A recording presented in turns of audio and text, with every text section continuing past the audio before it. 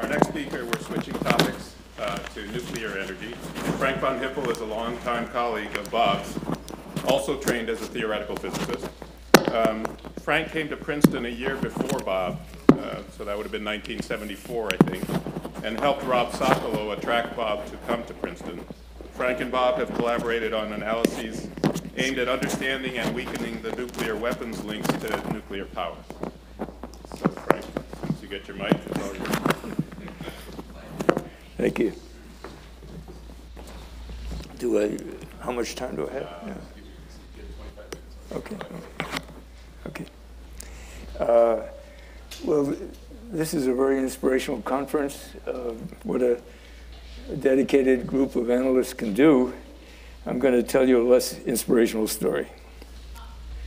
The state of the nuclear industry and the role of safety issues, and then the non-proliferation area, which is the area I've been working on and collaborating with Bob. This is where we came in, Bob and I. This was the projection for the U.S. nuclear capacity. Most of it after the year 2000 being plutonium breeder reactors. And that's why we got involved, because we were concerned about huge quantities of weapons-grade materials becoming commercial fuels. This is what actually happened. This is the U.S. nuclear capacity that actually happened. So and in fact, this much capacity would have supplied 4 times more electricity than the U.S. consumes today. So that what happened? In the 1980s, I explained it, and now I did a very lazy update. The price of electricity had been going down. U.S. Electricity production had doubled every 10 years from 1920 to 1970. It was made possible by this declining price. The price stopped declining, when we came in, and then the intensity of the U.S. economy, electricity intensity, had been climbing, and thanks to what we've heard from Howie Geller, so on, we've the intensity of the energy intensity, electricity intensity of the economy has gone down by a factor of 2. Now this is the history of construction starts for nuclear capacity per year, and you can see that there was in the period that we got involved, there was a huge high rate of construction of nuclear plants, but then TMI happened in 1979. Things fell off, and also the demand projections turned out to be false. Then Chernobyl happened, and things went down to a low level. They started picking up a little bit, and then Fukushima happened, and so we have a very low rate of construction of new nuclear capacity. The result is that high construction that happened during the 1980s. Those plants are aging, and the question is, how long will they last?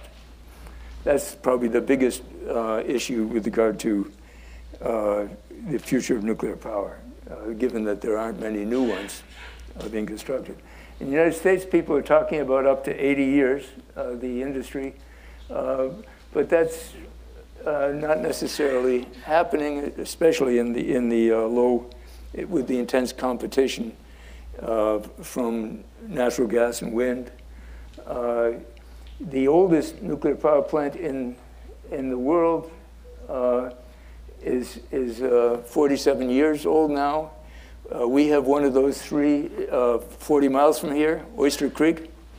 It will be shut down in a couple of years. But that's something to keep your eye on. In the the biggest builders of nuclear power plants today are China, Russia, and South Korea. But Russia is exporting a lot and is basically subsidizing the exports with its revenue from oil and gas exports. China's building for its own purposes. South Korea, it's running into trouble. And even in China, you can see that it's not clear where nuclear is growing, the only place it is growing globally. There's a good competition with renewables. The part of the problem with nuclear is the price has increased. Unlike the trends we saw for photovoltaics, the price has actually been increasing, and I attribute quite a bit of that to a compounding effect from concerns about accidents. There are more stringent regulatory requirements. They're very large. These plants have very large workforces, which don't do much, but are there primarily in case of accident or to guard against terrorists.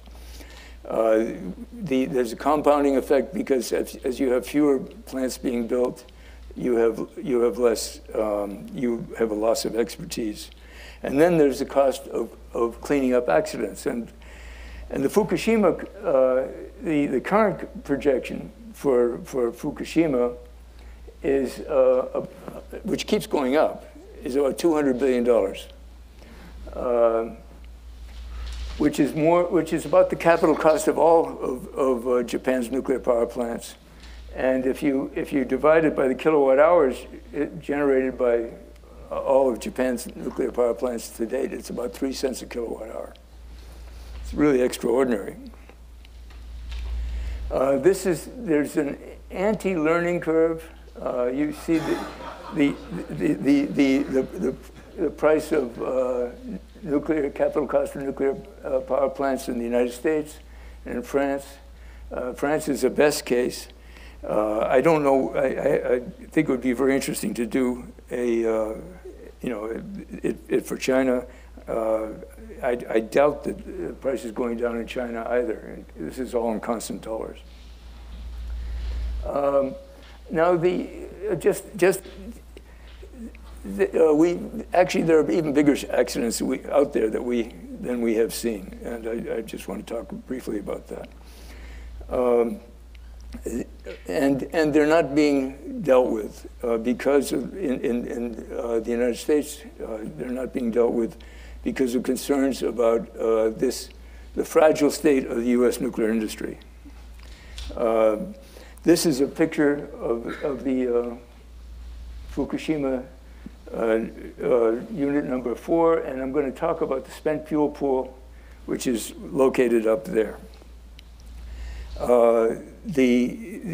Something that a group of us have been recommending since 2003, Gordon Thompson, who's hopefully here much longer, is that spent fuel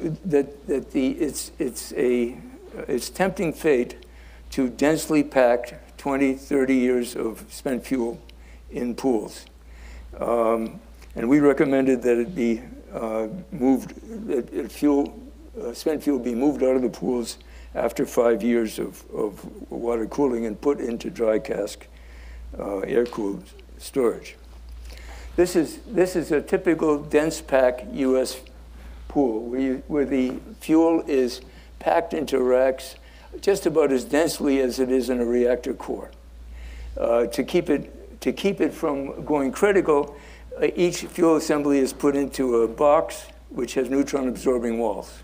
But that would prevent cooling if the water were lost for some reason until the water went all the way down to the bottom of the pool. To get away from that, it would cost about $50 million a reactor. this almost happened at Fukushima. This is the water level, the history of the water level if there had not been there had not been, luckily, leakage into the pool from an adjacent water-filled cavity. This is a picture of the red area there is the evacuated area from Fukushima. If there had been a spent fuel pool fire in that pool, number 4, the difference would have been that only about 2% of the cesium-137, the 30-year half-life fission product, which is made it necessary to relocate people out of that area, only about 2% of that was released from the reactor meltdowns that we had at Fukushima. But because of that building that I showed you, which was basically blown apart by a hydrogen explosion, virtually all of the cesium-137 in the spent fuel pool would have escaped, and you would have had a much larger contamination area. This is in a good case where the wind would be mostly blowing offshore. This would be a case where the wind blew down toward Tokyo. Tokyo's there, where you'd have 35 million people displaced instead of the 100,000 people that you had displaced by the Fukushima accident. We've done some calculations for one U.S. nuclear power plant, and you can see the Nuclear Regulatory Commission did a cost-benefit analysis on whether it was worth spending that $50 million or not per reactor. And their cost-benefit analysis took into account only consequences within 50 miles. And you can see that the consequences would be much further extended. And it concluded on that basis that the probability of a spent fuel pool fire in the United States was too low to be worth it. They estimated the consequences at about $125 billion. When you correct their calculation, you get about $2 trillion, and it is worth it. But the current political conditions, I think, at the moment make it improbable that the Nuclear Regulatory Commission will respond to that correction. Then there's the concerns that Bob and I worked on, and I've worked on for the last 40 years or so, is the question of the nuclear weapons connection with nuclear power. There's an ambiguity with regard to whether you're building nuclear power infrastructure for weapons or for power. And we've had some countries go down the road, the ambiguity, and end up with nuclear weapons as well as nuclear power. Many countries, fortunately, started down that road and didn't go all the way because, in good part, because of the Non-Proliferation Treaty of 1970. But there was this dream of plutonium breeder reactors that I started with, and that led to countries separating a lot of plutonium for future breeder reactors, which didn't come. And this is, at the moment, we have, because of the inertia of those programs, we have enough separated plutonium for 35,000 nuclear weapons in the civilian sector, about as much as we produced in the Cold War, even more. This plutonium separation program is dying. I mean, in the absence of the plutonium breeder reactors. It's still going on in 6 countries, 3 which still have plutonium breeder programs, and France and Japan, which where the government, even though their breeder programs have failed, is still forcing the industry to separate plutonium and recycle it in the water-cooled reactors that produced it, saving about 10% of the low-enriched uranium fuel that otherwise would have been used for 10 times the cost. When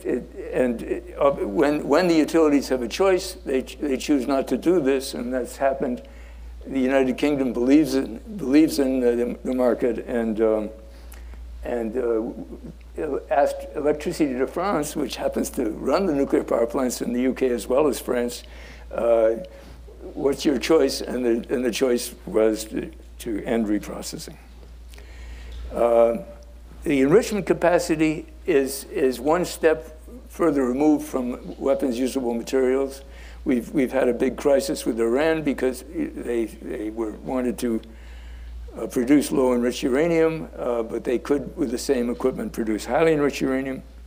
This is the picture of the global enrichment capacity, and I've shown it in units of the 1 gigawatt nuclear power plants that could be supported. And you see that there are 3 nuclear weapon states that produce a lot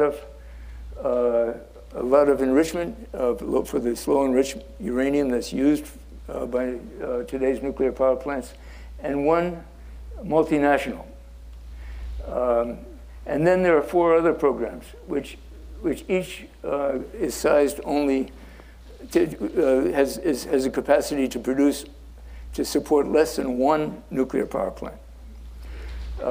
And at least 3 of them were, associated with interests in at least a nuclear weapons option. So our prescription there is that all plants should be under multinational control. And actually, the U.S. provides an example. Actually, when Bob and I were involved in the Carter administration's decision to end reprocessing in this country, and then we went, then the administration and successor administrations were able to go around the world and say, we don't do it, you don't need to do it either. Similarly, actually, we don't do it. We don't enrich anymore. We have the enrichment that's done in our country is owned by this multinational company, Urenco. So the bottom line is that nuclear power is holding its own in terms of absolute capacity, but in fact is declining as a percentage of the growing global electricity production. And so I end with this joke. The future is certain, only the past is unpredictable. Thank you. Lunchtime? Take a couple questions. Okay. Are there any other solutions for the nuclear waste besides the spent fuel pools? Well, the next step beyond that is putting it deep underground. And we had a program to do that at Yucca Mountain in Nevada. It was rejected politically. The two of the 3 programs that are going ahead, namely in Finland and Sweden, actually the repository, the deep geological repository, about a half a kilometer underground, is adjacent to a nuclear power plant. And those communities have done the calculation, and they decided they'd rather have the spent fuel, deep underground rather than stay on the surface in their communities. And I think that may be the way things go. But we have yet to seriously restart their finding a repository in this country. What's your view on the future for small modular reactors?